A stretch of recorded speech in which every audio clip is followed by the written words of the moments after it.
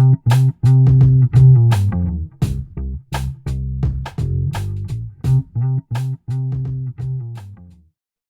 there. How you been? Good. How you been? I'm good. I'm good. I feel like I like with all What? this. Wait, your audio is cutting out. Oh no, Oh, there it is. Okay, you're back. I'm How back. are you? I'm good. I really can't complain. I feel like very guilty talking about how how fine I've been in the pandemic. I've been very lucky that everyone I know is healthy and safe, and work's been good for us. And yeah, it's been a weird blessing in disguise for me, Uh-huh. at least, like on Uh-huh. many levels. So. Well, it's given people an opportunity to control the what they're focusing on. I mean, I guess, right? Although I'm just feeling a little bit of chaos today, but in general, I agree that if you don't have certain uh things that are like work related. I mean, I guess we're both working in a way that from home at the moment. I assume you're Yeah. doing most of your work at this point from home. Yes, everything's been from home. We haven't had any productions, which is probably the Right. sad part. But Right. Normally you'd probably be at least in some, right, on some production at this point. yeah, usually we get one more in before the end of the year. We probably would have just wrapped something before the holiday, Hmm. or would be going right up until Christmas. Um, Last year, this time, we were finishing up Jim Cummings' next film, The Beta Test, which uh, which was a fun little like indie film we snuck in while we were in post on The Wolf of Snow Hollow. So While you're it, in post on what? The Wolf of Snow Hollow, the I haven't seen that MGM one. movie. Yeah. I saw. So it was funny, like What's that one? basically when we wrapped when we locked the edit on The Wolf of Snow Hollow and the movie went to color and sound, we went and shot the beta test. And then as soon as that was shot, Jim went right back into The Wolf of Snow Hollow to finish sound and color. Because that was initially supposed to come out last March, and then because of the pandemic, it pushed to October. But the beta test is it's cool. It's a thriller. It's about a Really? Hollywood agent who's gets an invite to a no strings attached sexual encounter right before he's supposed to get married, and he decides to take it up, and then starts to become paranoid that he's been set up and pulled into this um, darker web of lies, and so he's trying to uncover what it all is, but it's really almost like an allegory for what's sort of going on in the agencies right now with their struggle with the WGA and trying to justify what they're doing in the industry. It's interesting. It's Uh-huh. Jim Cummings. Yeah. And we can all relate to that character after all. Who hasn't had that happen to them right before they're getting married? I You mean, know, right? yeah. Um, Always a bad idea to take up an opportunity like that right before getting married. It Yeah. never turns out well. I mean, I can't say from experience, but hopefully this will be a cautionary tale to future to future pre-husbands to beware. there, well, there's sort of a like this sub genre of films where about bad bachelor parties, and gone or bachelor parties gone awry, that kind of thing, Yeah. Yeah, right? I like to think So, of this as like Jim's unique version of like Eyes Wide Shut, I guess, is like the closest I oh, can right, do what he's trying to do. Like we always talked about the Wolf of Snow Hollow being like Zodiac if it were a comedy, and the killer might or might not be a werewolf. And I feel like this is like Jim's version of like if Eyes Wide Shut were a comedy starring a Hollywood agent. wow. So he is prolific. He's on a tear. Sounds like. He's nonstop, and he's been that way ever since I met him. Jim and I met. We produced a film called The Grief of Others back in 2014, and it That was sounds familiar. Patrick Hmm. Wang, who did In the Family. I know. Uh, Oh, right. Of course. Yes, Patrick. Of course. Yeah. Yeah. No, I know Patrick. yeah, it was Patrick's sophomore film, and Jim came on as a producer on that, and that's how Oh, we okay. I didn't realize. and uh and then Jim came to LA, and like a year later he did the Thunder Road short film. And then like right after that, it was like everything sort of took off. And Yeah. between that and the feature of Thunder Road, we did 9 short films over the period of like 7 months or something. And then he wrote the Thunder Road feature, and we did that. And as soon as that wrapped, we started Wolf of Snow Hollow. And as soon as that wrapped, we started the beta test. So he's in post on the beta test now, and he's already like deep into another script he's super excited about. So it's hard to get him to take a break. We keep trying, and he keeps saying he's going to, but then he never does. Yeah.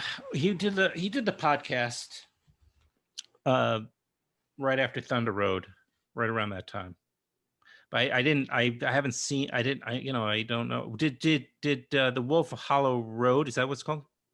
The Wolf of Snow Hollow. Snow Hollow. Excuse me. The Wolf of Snow Hollow. Did that? I was merging that with Thunder Road, I guess. Did that one start getting into to start the festivals? So that one, after we won the grand jury prize at South by with Thunder Road, we Yeah. partnered with XYZ Films to bring out this script that Jim had actually written for the company New Form as a digital series, and then he rewrote it into a feature, and we pitched it to MGM. And it festival wise, we had like a premiere night at Beyond Fest in early October just to sort of kick it off, but then it hit like drive-ins and movie theaters and digital like the following week. So it didn't Hmm. really have a festival run. I mean, it was in a time period of this summer where festivals sort of weren't happening, or were happening in the weird sort of digital style and no attendance, and working with a studio partner, like that wasn't going to quite work for them. So when Beyond Fest offered us their like opening night at the drive-in at the Mission Tiki outside of Los Angeles, we took them up on that, and it was great. It was fun to have like a, you know, in the time of pandemic, to still have this like eventized, we all went out and wore masks and stood in front of the screen and cheered. It was fun. Yeah, I got up here. I got up. I can't. I'm up in the Hudson Valley now, and I just got up here in time for Woodstock Film Festival. They Great. ended up doing having the benefit of being kind of late in the year, so they were able to sort of figure out by the time the festival happened in November, they had figured it out, and so they did a number of drive-in screenings as many festivals are doing, and but it works up here because they kind of already have this festival that is spread out up here, in Yeah. a very, very different towns. So I went to one. It was a lot of fun. It was Yeah. Great. It's funny, we actually just wrapped a movie in March up in the Hudson Valley. We did another werewolf movie, but with the video game company Ubisoft, and we were shooting in Phoenicia, sort of outside of Woodstock, and then we did our stage work in Kingston, and yeah, we wrapped like March 9th, and then got back to LA on the 10th, and then the 11th shut down. So I probably know the Yeah. area you're living very well. And our director was from Woodstock, and we've always been a big fan of the Woodstock Film Festival. They've always supported our films, and like it's such a great festival anyway. Like, not anyway, like in past years, and the fact that they were able to find something this year to keep it going, I think is really great. And you're right, like it Yeah. fits the vibe to have that sort of multiple outdoor venues. Yeah. No. And I mean, I don't know what's going to be next year at this time. I mean, but if they can do something close to the, I don't know. I mean, I kind of feel like we don't know what next fall is going to look like yet, so it's hard to predict. Well, I mean, the biggest challenge is just the shift of festivals overall. I mean, Yeah. the way I've sort of looked at the pandemic is it's less of something that's changed the industry and more accelerated things that were changing anyway.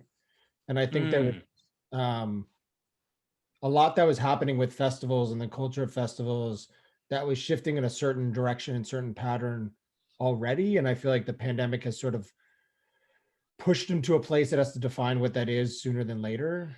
And I mean, nobody has a crystal ball, but the way it's looking like it's going to shake out, I think for a while it hasn't yielded as many results as like a marketplace as filmmakers would hope. Like I think in the 90s there was this explosion of like you take your movie to Sundance and there'd be bidding wars over like every film that was at Sundance, and you know you'd have this like life for your independent film. And I think what's shown over the past 5 years, maybe more, is that there aren't these bidding wars except for like one or two films that likely would have sold outside of the festival anyway. Like they were probably being tracked and ready, and like the festival just provided a time frame for that bidding war to happen.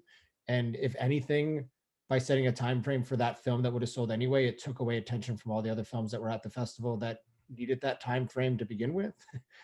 And Mhm. so, we're sort of moving away from it being that. And I think what it's going to move to is hopefully continuing to be what it has been for years, but maybe more recognized as so is like a community center for filmmakers, and like really our version of like an industry convention where we go more Yeah. to connect with each other than to sell our product. Right. And to some degree it's their theatrical. Yeah. And I think Right. I that, mean, if you do, let's say, a dozen festivals, and you have two screenings on each one, you sort of have it's sort of your way of doing, putting your movie on a bigger screen with an audience, and then doing a Q&A. So you, because and I, especially going into one thing we do know about theatricals, we're in trouble. You well, and know. I think that's, I mean, you hit the nail on the head. Like that's what's going to happen with festivals, is that they need to be viewed as like a first window for a film, and not necessarily like, what you do prior to selling the film, but the filmmakers and distributors need to say like, okay, this is actually the earliest window for the film's release, and we need to treat it as such, and it needs to be treated as a release, as a way to sort of like build audiences, generate revenue. Like some of the financial structures may need to change in terms of screening fees and stuff to make that viable. But like if everybody starts thinking about it more in those terms of like, this is the first window for the film, and then it's setting up whatever the second window is, and maybe the other releases happen more like a lot closer to the festival run. Like it used to be you do your festival run and then a year later you do your release. It's like if everybody can start timing it better, that like your festival run leads more into what ends up being your more traditional release, whether that's transactional or a small theatrical or things like that. um Mhm. I that's the only thing I can imagine that helps the system add value to the product of the film.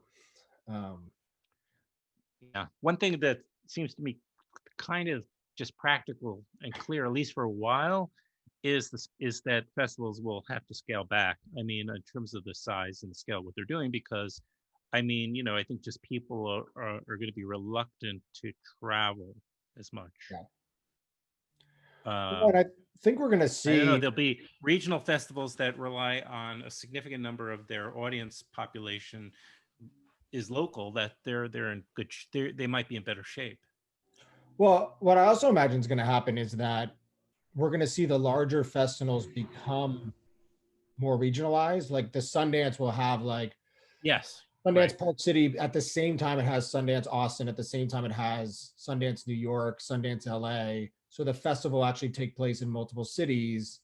But what that's going to happen is that those regional Oh, festivals you occupy those cities are now going to be cannibalized and probably either go away or turn into something else. Like I think they're the ones that are going to be hurt the most. Is like which ones? the regional festivals, like the Oh, I ones. see. So you're saying that certain festivals, their solution is to do satellites.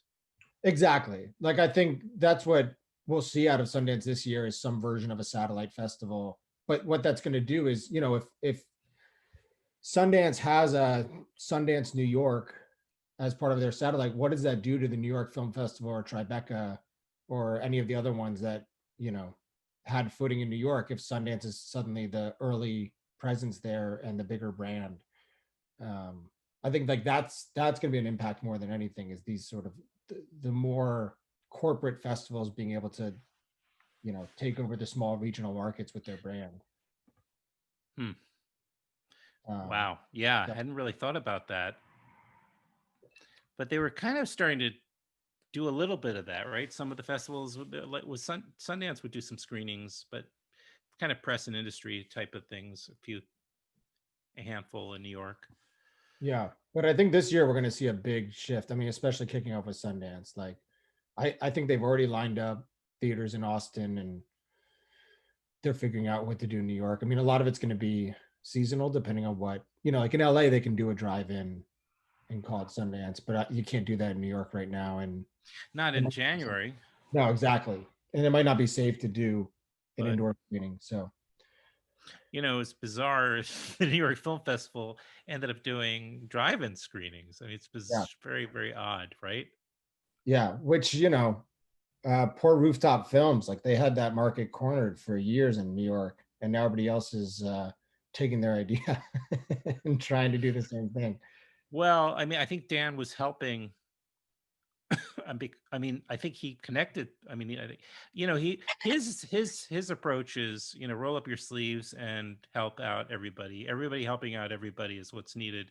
You know, um, he's that kind of guy, I think, and so I'm pretty sure he put the New York Film Festival in touch with like the Queens Drive-In, for instance. I mean, nobody was using Queens except for Rooftop. Uh, you know, Yeah. Well, and so I, hopefully it's partnerships and not cannibalization. I think right. that's what like That's I right. would Yeah, like to see. right, right. And he's got the sort of infrastructure to kind of bring it, and it could be an opportunity, possibly. Yeah. Um, Yeah, it'd be great oh, if, the Sundances of the world were able to co-brand with the regional, what I mean? Like Sundance and, Dead Center doing something in Oklahoma City together, as opposed to Sundance doing something in Oklahoma City and then Dead Center's pushed out, like that'd be my yeah, hope. Just right. Yeah. don't. Well, yeah. And does Sundance need the festival culture? Does that help Sundance? You know? Yeah, I mean, what helps Sundance is for filmmakers to value the brand above any other, to still have this feeling that like Hmm. having the Sundance laurels on your film means the most important thing, which it has right now. I mean, I think, No doubt. and I guess the question is just how they continue that, without the first major American film festival of the year that the entire industry flocks to, you know, if that doesn't happen this year and it becomes a different thing, what's that impact on their brand and how do they maintain it? Yeah. I mean, and their timing. I mean, they got very lucky. They were able to pull off their festival in full force, right? In 2020, um, they just got in, and they were like the first and last, pretty much. Yeah.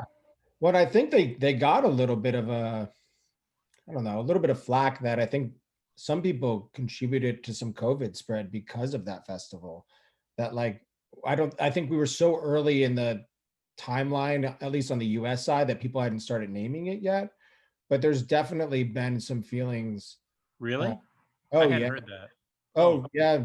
There's some articles that came out in IndieWire and stuff. And at least even within the community, as I talk to my producer friends, like I think we've all, you know, everybody talks about the Sundance flu that you get every year. That like some years you're lucky enough to miss it, other years you come back and you're just dead for 3 days with some sort of bug. Um, and this year, like there was definitely, a version of the Sundance flu that felt heavier to a lot of people. And now, you know, mm. with but hindsight but being 2020. who? It it seems like that nobody could really have anticipated or known in Yeah, I mean, January. yeah, So, um, so do you know what they're doing this coming year? In the Jan, festival. are they? Huh?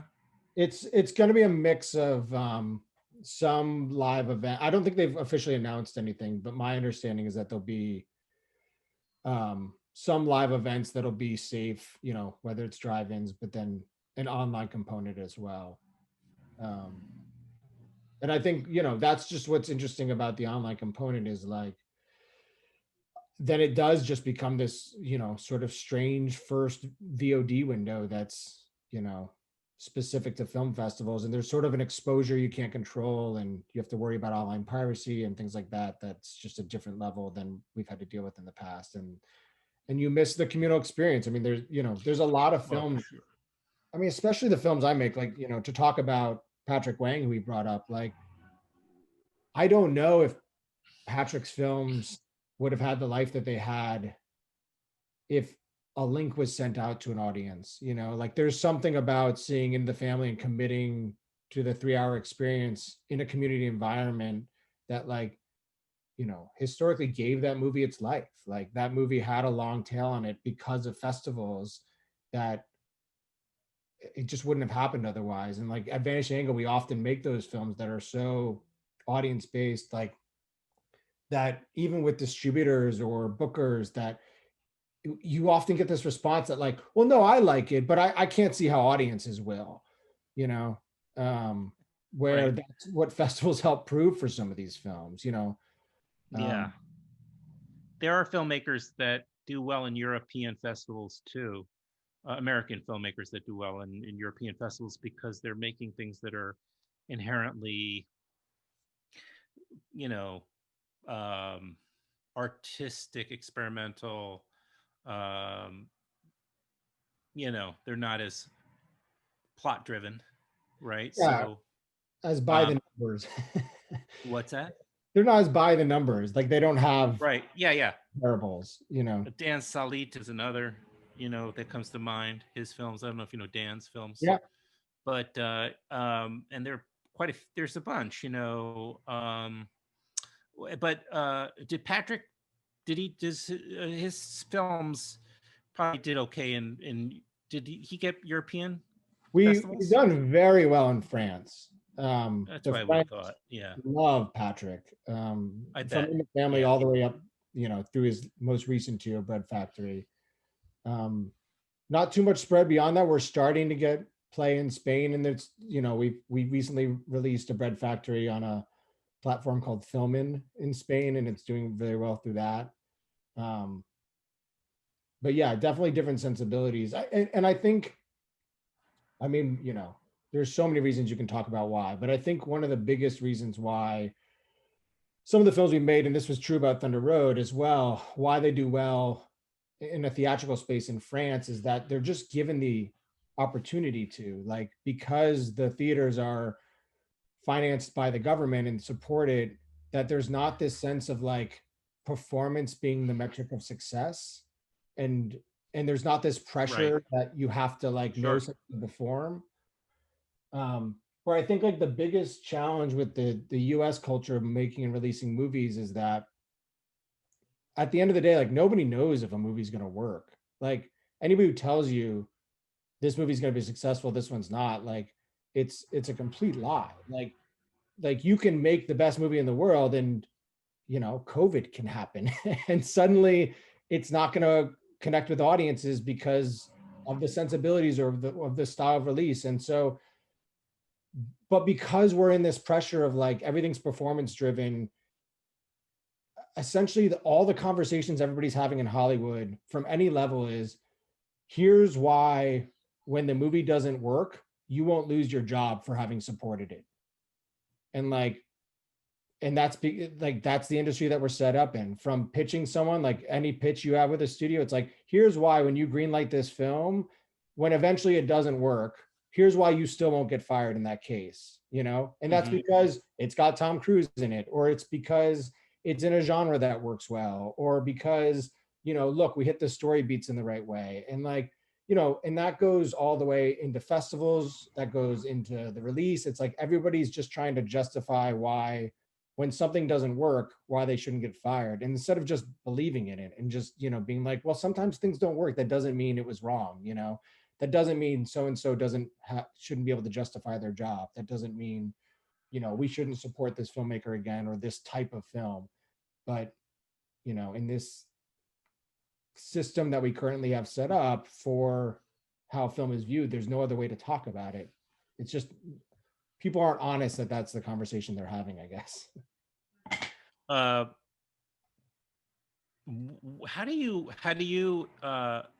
end up choosing which? I mean, you create relationships obviously because you're working with the Jim Cummings multiple film Yeah. span. How do you develop those relationships? How do they begin typically? Most of our relationships start um, very simply, like organically. We just have to like a person and like their voice. We're very like, you know, I think a lot of people talk about being director driven and creator driven, but like we honestly, like it's the only thing that drives us. Like we're driven by people, like right out of the gate. Like the people we get behind, we have to think they're good people who are going to treat other people well. They have to have a unique point of view that's different than other things that we're hearing other people say, and they have to have a unique way of saying it. And typically what we do at that point is like we find a way to start building them towards a path of making a film to see if it's something that they like doing, we like doing with them, we all like doing together. And so typically we've started with short films with people. We also have a Right. commercial division, so sometimes it's doing a commercial with someone and we'll figure out like, all right, what is their voice, how do they like to work, what's going to be most successful in setting them up, so that when we then move them into like a first feature, we figure out how to make a budget around what's going to be successful for that creative, because every creative kind of has a different thing. Like some need more production design, some need more takes with actors on set, some need a really long post-production period. And instead of taking a director and squeezing them into a one size fits all budget, we can budget around the priorities of that director. And then that sort of helps us build their first feature or their second feature. And then a few years ago we moved into the stage of taking those first time feature, second time feature, and setting them up with studio projects, and trying to still use our secret sauce of how to make movies, but on a studio level. Um, and that's been You treating us well. managed to, yeah, you've been doing that. You've been managing to do that.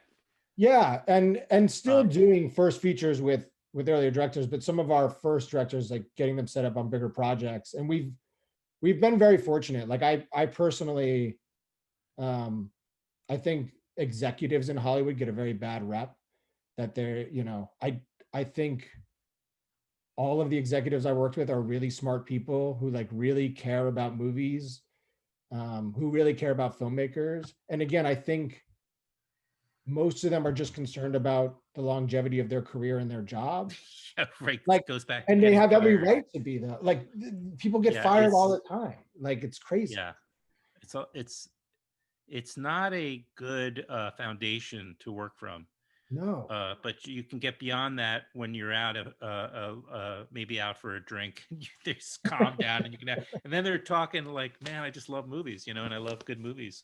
Yeah. Um, and I imagine that you're from people like you, producers like you, you're really thinking on an enterprising level, and you're trying to figure out like the formula to how to make this particular film work, and you're willing to really think it in different ways in order to get to make your film. And also you do it relatively cheaply compared to Hollywood, right? So they probably like having somebody who can bring that, somebody who's like could be turn out to be a really hot filmmaker. Yeah. But um you know I didn't invent this. Like right, right. I learned from some of the best. Like when I was coming up in the industry, I spent years working in production, and I specifically picked directors that I saw working in the studio system to figure out like, well, how are they doing it at such a successful level in this system? And I worked on 3 Clint Eastwood films, and I worked on Milk with Gus Van Sant, and I worked on Greenberg with Noah Baumbach, and I even did a few weeks on Dark Knight with Chris Nolan. And like that's actually the piece I took from them, which was that if you create things that are economical and you don't have all this other fluff that everybody else is putting on, and like then you can take more risks and people will trust you. Like Clint Eastwood makes very economical films, and Right. that's why he can make one a year, and that's why he can have years where they fail, but they'll still give him another one the next couple of years, because like you know 1 out of 3 will be successful enough to pay for the 2 that failed. And he's made them all for a price point that Warner Brothers is going to just keep saying yes to him. And it's just crazy to me that other people don't get that that can be the system. It's like, it's almost to me like people want to sort of dog the studios, but there's also producers and directors going to studios saying, I need a minimum of $130 million to make this movie. And so it puts them in a place where the studio has to become more controlling of it, you know, where if you, And if they get that money or anything close to it, and if it doesn't succeed, yeah, they've blown it. they've blown it. Where like time and again, you look at history and like some of my favorite movies are the directors trying to do it on a budget. Like I look back at Raiders of the Lost Ark and like that was Spielberg's response to blowing a budget on 1941. Like he was like, I've gone way too far. I need to make something economical, you know, and he made Raiders as like a basically low budget indie film with his buddy George. And it's what makes that movie great and what allowed them to take risks and make something that like nobody else in Hollywood was making at that time. And now everybody copies the model, but back then he could take that risk because he was making it, you know, and Star Wars was the same way. And like there's all these films that we rewrite the narrative and we think about it differently because they've had this ripple effect of people overspending, but they actually started with people like spending very economically. And it's only because the people following them think they need more money. And then they get caught in this, you know, being upset that the studio is now over controlling them. It's like, well, yeah, because you're asking them to spend millions of dollars on your film. So like if you ask them to spend a lot less, then they're not going to want to have as much of a say because they're not going to be as afraid about losing their job when your film doesn't do well. I speak to a lot of filmmakers, as you probably surmise, and there's this imperative, this pressure. I don't know if it's a self-applied pressure or not, but it's always to kind of just increase the scale each time they make another movie. Yeah. Right? They're supposed to be moving forward. The implied in that is the budget gets bigger. You add more well-known people, cast better known actors. It Yep. helps the budget get bigger, and that just works for a very small group of people. That momentum, it seems like a lot of people stall, and then they have to go backward, and that's very difficult for a lot of filmmakers. How do you work with that issue, like with whether it's a Jim Cummings or somebody else? So you I know a number of filmmakers who had got into a rut very quickly because within 2 or 3 films they were just working too big, Yeah. and Well, it I mean, wasn't their element. Jim's a great example of that. Of like, we did Thunder Road at a very small scale. We went into this studio film with MGM, which was, 10 times the budget of Thunder Road. And Wow. then we went and shot Beta Test, which was back at the same budget as Thunder Road. We just bounced back and forth. And I think Hmm. the answer to like why filmmakers feel the need to scale up and need more budget is we just try to get at the heart of like, well, why do you need more budget? What is it that you're missing at the smaller scale that you can still achieve? Um, we still achieve without the financial risk that increases the risk profile of the film, and then therefore has to sort of like make it, a broader film that appeals to more people and has to have more box office. Like, how can you still retain the artistic integrity by keeping it economical, but like what's the thing you're missing? And it's like, well, a lot of people will be like, well, it'll come down to like, well, like I feel like I'm mistreating my crew by not paying them well. It's like, well, that's a great point. We all want to treat our crew well. So like, how do we attack that? And so like one of the things that we do like on Jim's films is like, okay, well, we're not going to have 12-hour days. Like we're paying people, essentially minimum wage for the hours they're there, but we're not going to do overtime. We're going to try to wrap within like 10 to 11 hours. It allows people to have a life outside of it. We're not going to have long shoots so that they can take work around the shoots. Like typically during prep, we're not exclusive. So a lot of times our, DPs and production designers are working on commercials at the same time so that they can still pay their rent.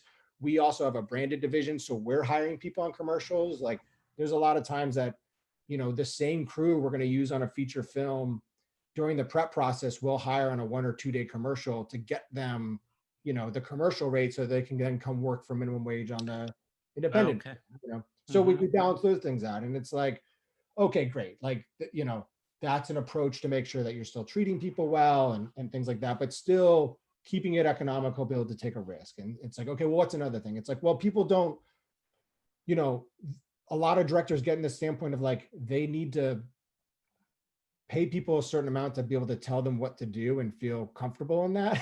Like, like that sort of thing. It's like, well, we just try to work with the same people over and over again that we trust and trust us, like it's this family thing that we, again, Jim's a great example. Like we've used largely the same, the same production designer on all of his films, and, the same creative director. We've repeated makeup artists and costume designers. Like we try to use that thing that that's actually what gets people to listen to Jim, is a trust in him, and not because we have to overpay someone, and it's like, it's attacking it on that level. And there's a balance to it. Like, I don't always want to pay crew at a minimum wage, but that's also why we do try to set Jim up with a studio film, is to be like, all right, well, this is a studio film. Let's try to bring a lot of that crew onto this. Let's get the rates a little healthier, but we still made that studio film, at a much lower risk level than something else would be. But it's also why it was a genre film.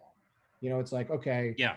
Mm-hmm. we couldn't do Thunder Road 2. We had to do Thunder Road with a werewolf, like, because we knew the werewolf would drive a certain audience to justify the budget of that film. And so it's factoring all these things in to balance it out, in a way that to your point, like, doesn't get you overspending too early before you understand the best way to spend it and the best way to recoup that spend.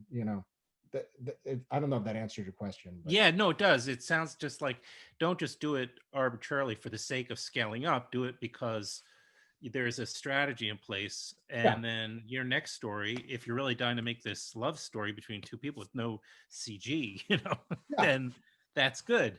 Do it. And then you can scale back down. Don't think of the scale as being the budget. Think about your quality of your project, yeah, as exactly. you're scaling up, Yeah, when and where Jim does did his, episodics come in also? Like, did I interrupt you? no, go ahead. I was just wondering, like, where episodic work is coming in. It's another way right now, since more people are home, especially, and probably will be, and theaters might be in trouble. Chains are in trouble, and I was messaging with Michael Moore, people, but not individually, but through he was online, and he kept replying to my messages, so I kept writing more. And one thing I was saying is, I believe like indie theater is actually, I'm not talking about like 21 or 22 or 20, even 23 necessarily, but that indie theaters actually stand a better chance to return, like, because Yeah, they might be able to, you might be able to open a nice storefront with high-end technology in place, projection, audio, yeah, etc., in a more of a storefront situation, that, or upstairs above somewhere, and do a nice theater, one screen theater, yeah. before we see multiplexes coming back in any kind of numbers. I don't know. Yeah, That's I my think that's guess. right. Well, and that's what we saw in the 70s too. I mean, Mm, I think we're just in a cycle that at the end of the golden age of film, the same thing happened. Post World War II, the invention of television, there was a huge decline in theatrical attendance, um, close to 80%, I think. And that lasted through the 60s. And then what happened in the 70s was that, there was an explosion of unique cinema, and that caused an explosion of art house cinema. Like you're saying, 1 to 2 screens. It was like less of, the sort of studio owned bulk property, but they could book something in a unique way or for a unique time period. And I think you're right. Like, I think that has more of an option of coming back because they can be more nimble, they can be more attentive to their community and be like, okay, what feeds this section of the city well? Like, what kind of films do they like, that they're not driving mm, 40 minutes to go that's see. a good point, right? um and it can be more catered and it can be more niche, and then they can also, play around with price structuring. I mean, I think that's one of the biggest things that's been a failure of theaters for so long, is the price structuring is just totally archaic to me. Like the fact that movies are made in this vast degree of budgets, from Avengers, which costs $300 million, to Thunder Road, which costs $200,000, and yet we charge the same ticket price for them. Like, I mean, I can't think of any other industry that does that. That has, the car industry doesn't do that. You don't have two cars made for two different levels that have two different demands and charge the same amount for all cars. So like, why do we do that for film product? It doesn't make sense to me. And it didn't make sense to the early forms of the industry. Like that's where the A, B, and C ticket level came from. And like now, B film has a certain connotation nobody likes. So nobody wants to go back to it being called that because it thinks it means like a bad film or a discount film. But, in my opinion, like that to me is how movie theater prices should be, because the ultimate goal at the end of the day should be filling those seats. Is that, you know, there is no reason why, if you're pricing correctly, you can't fill out every seat in the theater and then make your money on popcorn. And if you're making good movies, it's only in your best interest to fill those seats. Now, like, I feel like there's this fear that like people are like almost like afraid to fill the seats, because then people walk away and be like, well, that was a bad movie. And then the word of mouth will be that the movie, nobody will come back, but if you just believe in the movies you're booking. So if you start there, you're an art house theater, you believe in the movies you're booking, and then you price at a level that just makes sure those seats are always filled, and like, and you can change that pricing over time, eh, you know, but that should be the goal. The goal should be, if that's $1 at first, then make that $1 at first. But like, to me, it's better to have, you know, instead of, one person coming in and spending $15 on a ticket, and you have a theater with one person, to have 15 people come in at $1. And then those 15 people, maybe a third of them tell more people to come see the film, and then you've got $3 more, as opposed to that one person who spent $15 was the only one in the theater and didn't tell anybody to come see it. That's what's going to get us there, is that sort of unique thinking. And it's just really strange to me that hasn't happened yet. Because my bigger concern is that the replacement's not going to be variable price structuring. It's going to be subscription.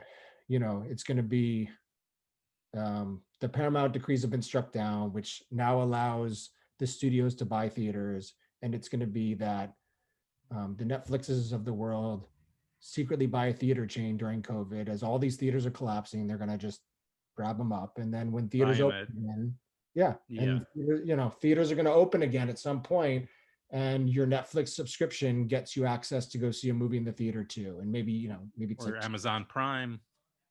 Exactly. And I don't think that's bad. I mean, I was a Movie Pass guy. What's dangerous about that in the long run is that we don't have any proof that the economics of streaming subscriptions alone can finance this industry. Like, as streaming slowly forces the end of transactional, in the same way that digital, started the end of Blu-ray and home video and DVD, and streaming started the end of, movie rental houses like Blockbuster. If we continue to, and this accelerant of the pandemic has made it all happen in 5 months as opposed to 5 years. If we get to a point where the only revenue source for a film or for the industry is subscriptions, like I don't know how you sustain an industry that way. And the truth is, that's why I'm confident in his film, is because you can't, is because you will eventually get to a point where you can't sustain an industry that way, that these studios who are subscription based will need another way to value their product.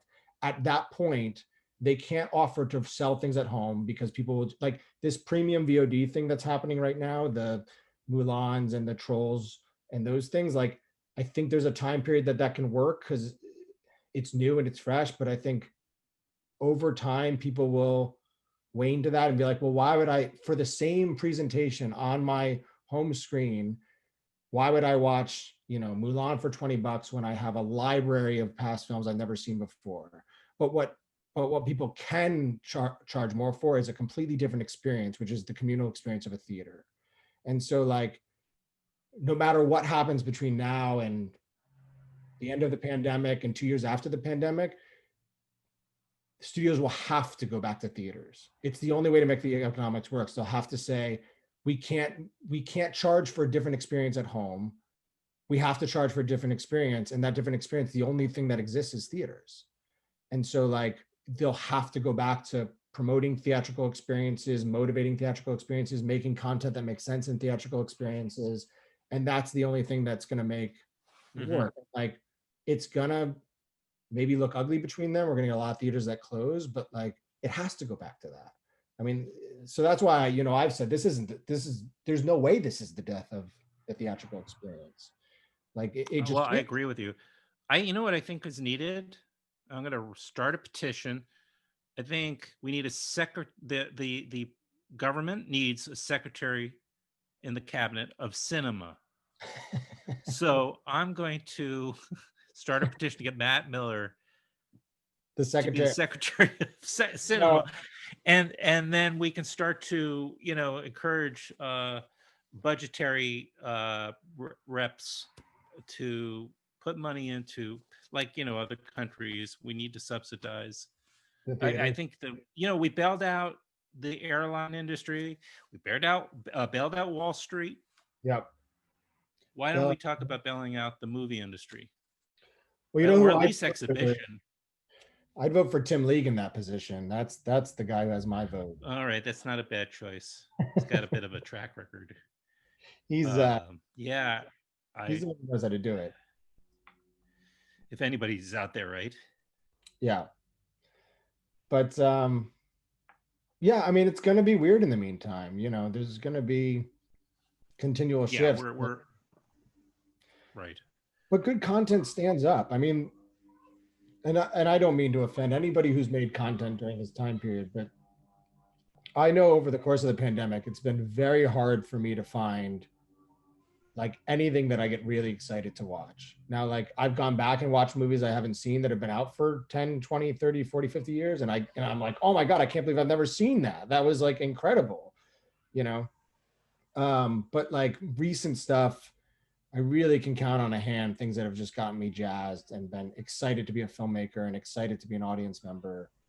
And I think that's a little bit, we can get mad at a lot of things, but as filmmakers, we need to start up in the bar for ourselves. We need to start making things that have a little bit more originality to them, that maybe have a few more passes at the script before it's greenlit. Mhm. Uh, there's, there's a lot I see that I'm like, this was great. If it was, 5 drafts later, it'd be a great movie. But right now, it feels like a little underbaked. Mm.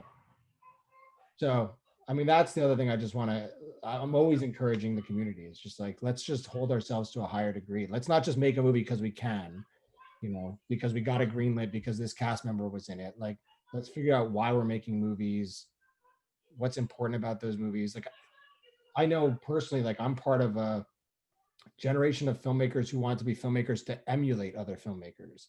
Like, we all want it to be Spielberg, and we just wanted to like have the experience of making our own Jurassic Park. Well, it's like, well, Jurassic Park was made. Like, we don't all need to go make Jurassic Park. I mean, that's why I became a producer instead of a director, is I just realized there was a point where I was like, oh, I just want to emulate the thing that made me excited. But when I realized I could produce for somebody else who was doing something new, like a Patrick Wang, who was going to like be so unique that there were times I was like, I don't understand what he's doing. And then I'd see it on screen and be like, oh, that's brilliant. Like, I Mhm. didn't get that when I read the script, but what he's doing is fantastic. Like, those are the voices we need to be getting out there, the people who are doing something new and interesting and challenging. And like that's what's going to save cinema.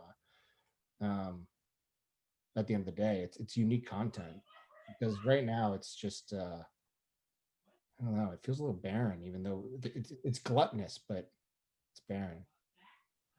Um, well, when I talk to you, I actually kind of get excited about the prospects for the future. If I don't dwell too much on tomorrow and next month, but think further down, what's possible. We have an opportunity to kind of reboot a little bit and go Yeah. back to basics, right? I mean, that's always the thing. It's like, you know, reboot. Yeah, and that's what's going to happen in the same way it did in the 70s. I mean, that's what makes me most excited. Like, to me, we're heading towards a renaissance. We're going to Hmm. break it down. We're going to break down the system a little bit, and there's going to be a new thing built. And like, the people who figure out that new thing are going to be coming up with really interesting stuff, and that's the cycle we've seen in history over and over again. We forget Disney started with an animation technique that like nobody believed in or heard of. Like when he started doing Snow White as a feature film, like people thought he was crazy.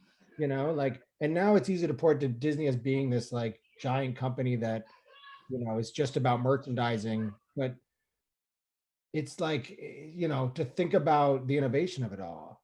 And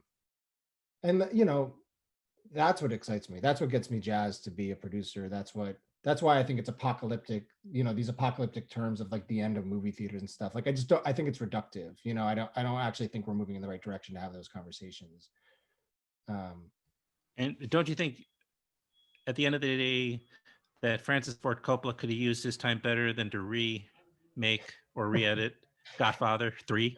Don't you You think know, when speaking of 70s, I don't I, know. I haven't seen it yet. And I actually, Nor it's have I.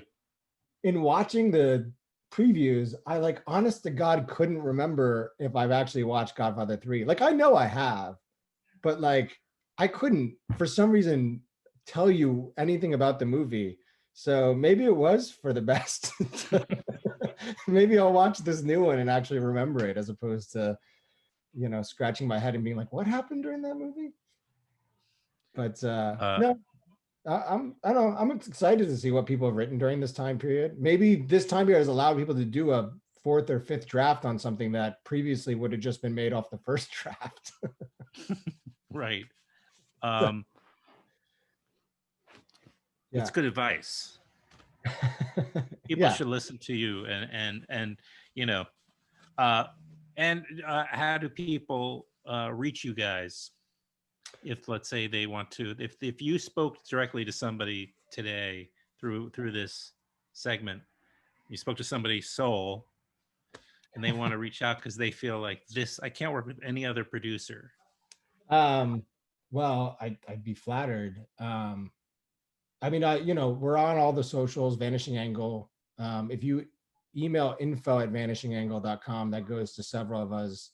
And we're pretty good at responding. But like, and for most people, like a lot of what we encourage is just, you don't need me. You don't even need my Right. team. I think Yeah. I've assembled the best team in Hollywood, but at the same time, I don't think anybody needs us. I think what people need is to just go do it. And I just had two filmmakers on, these two women who made a film. They didn't have a crew. yeah, They shot their movie without a crew, and their advice was just go make your movie. yeah. I mean, find a way. There's always a way. And as long as you're focused on the right things, if you're focused on telling a good story, telling a story that matters, doing it in an original way, like, you know, Mm-hmm. there's no reason to let other people be the gatekeepers to that. Even me, like, I shouldn't be anybody's gatekeeper. I can help people, I can boost people up, but it shouldn't be up to me whether a movie gets made or not. I don't want that responsibility. That was a free consultation right there. What you got if you're watching. Um, thank you, Matt. Yeah. Well, It's been good. it's always good to see you. I feel like we run into each other at like festivals and stuff throughout the year, and we didn't get that this year. So. I know. Yeah, it's there's no way people that don't do this regularly know what a special experience it is, to make friends on at these festivals. It's a very special thing. It's very specific, Yeah. you know. But also, great things have come out of those friendships and relationships. So, you know, I mean, I just I've had a great, I go and I'm doing podcasts, but I also have walked a publicist over to a filmmaker and say, you have to see this film. You got to help them out Yeah. and it's started careers and made, because we're all kind of excited about great movies. So that's what, no matter who you are. And if that happens at the festival circuit at its very basic level, Yeah. And we've been without trying alcohol to. being involved in everything. you know Yeah. That's the thing, we need to push for festivals to stay alive, is the community aspect of it. And again, like, yeah, reshifting our it's not. thinking, festivals are about, getting 824 to buy your movie there. Like, moving away from that And idea. A24 did buy that movie, by the way, that I mentioned. That it hasn't happened that many times, but there's this one time I pulled a publicist. I brought him over. I said, "You have to see the movie and do publicity for them," and he did. And then that movie was bought by A24. Well, I mean, you're completely negating what I'm. Sorry, go ahead. Sorry. So that was a. No, I mean but I mean that's the magic of it. That's the community part of it all, and that can happen whether it's at a festival or we're all just supporting each other in general. And I think that's that's the other thing we have to do. We just all have to support each other. We have to see each other's movies. We have to stop watching screeners that are given to us by the guilds and actually pay for content. That's what we all have to be doing as well. Is like we have to support the economics of the industries ourselves. Like. I'm as guilty as anybody that most of my content I stream, but if I'm going to be honest about it, like I should be buying more stuff on iTunes and Amazon. But I will say, like, I am that person who goes to the theaters when the theaters reopen. I'll be there too. I'll be there. And yeah, this has been terrific. Thank you for doing this with me. And I didn't predict how well how much I would enjoy talking to you. Well, anytime, I'm happy to. And, all right, listen, do it again soon. Yeah, cool. We can certainly, talk about the projects as they come out. I mean, anytime. I'm always happy to do that. Yeah, probably the next one will. Oh, we've got Beast coming out in Q1. That's the film we had at Sundance this year. Okay. So, when that starts to release, we're looking probably end of the winter. Yeah, it's called Beast. Oh, Beast. Yep. It's a filmmaker, Danny Madden, who's also part of the Jim Cummings team. He's Jim's creative director, so he's usually behind monitor when Jim's on camera. But this is his very good directorial debut, and it premiered at Sundance here, and it's a good film. Oh, very good. Okay. Yeah. Well, I'm just enjoying this as an opportunity to try some different ways of doing what I've been doing. It's a nice way to kind of open it up a little bit too. For me, it's kind of fun. And so to get on multiple people can work very well. And I'm figuring out how you direct that as sort of a interviewer or producer of the segment. So I just did one earlier and it was fantastic. And it was like a reunion for the people in this film as well. And everybody just was so cool and obviously had such tremendous respect and affection for each other.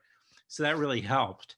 Oh, cool. And then, I could just sort of sit back and just, kind of like barely touch the steering wheel because it was such a smooth experience, So but I do like this for trying to do more than like, get a little bit ambitious about it. So when Beast is ready, maybe that's when we can do. Yeah, that sounds great. Okay, great. All right. Well, thanks, Hannah. Thank you. Have a good evening. We'll talk soon. Okay. Bye.